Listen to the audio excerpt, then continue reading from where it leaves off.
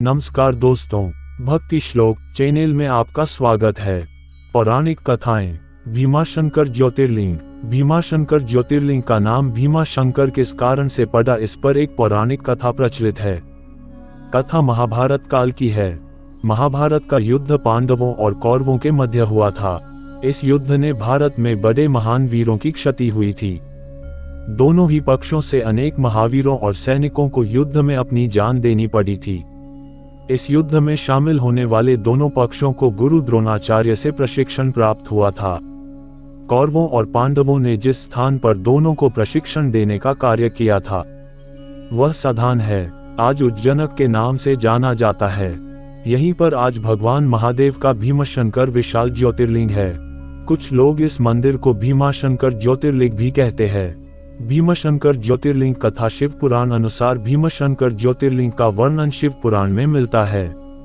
शिव पुराण में कहा गया है कि पुराने समय में भीम नाम का एक राक्षस था। वह राक्षस कुंभकर्ण का पुत्र था, परंतु उसका जन्म ठीक उसके पिता की मृत्यु के बाद हुआ था। अपनी पिता की मृत्यु भगवान राम के हाथों होने की घटना की उसे जानकारी नहीं थी। समय बीतने के साथ जब उसे अपनी माता से इस घटना की जानकारी हुई तो वह श्री भगवान राम का वध करने के लिए आतुर हो गया। अपने उद्देश्य को पूरा करने के लिए उसने अनेक वर्षों तक कठोर तपस्या की। उसकी तपस्या से प्रसन्न होकर उसे ब्रह्मा जी ने विजयी होने का वरदान दिया। वरदान पाने के बाद राक्षस निरंकुश हो गया। उससे मनुष्यों के साथ साथ देवी देवताओं भी भयभीत रहने लगे।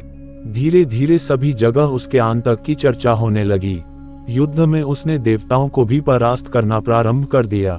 जहां वह जाता मृत्यु का तांडव होने लगता। उसने सभी और पूजा पाठ बंद करवा दिए। अत्यंत परेशान होने के बाद सभी देव भगवान शिव की शरण में गए। भगवान शिव ने सभी को आश्वासन दिलाया कि वे इसका उपाय निकालेंगे। भगवान शिव ने राक्षस को नष्ट कर दिया। भगवान शिव से सभी देवों ने आग्रह किया कि वे इसी स्थान पर शिवलिंग रूप में विराजित हो।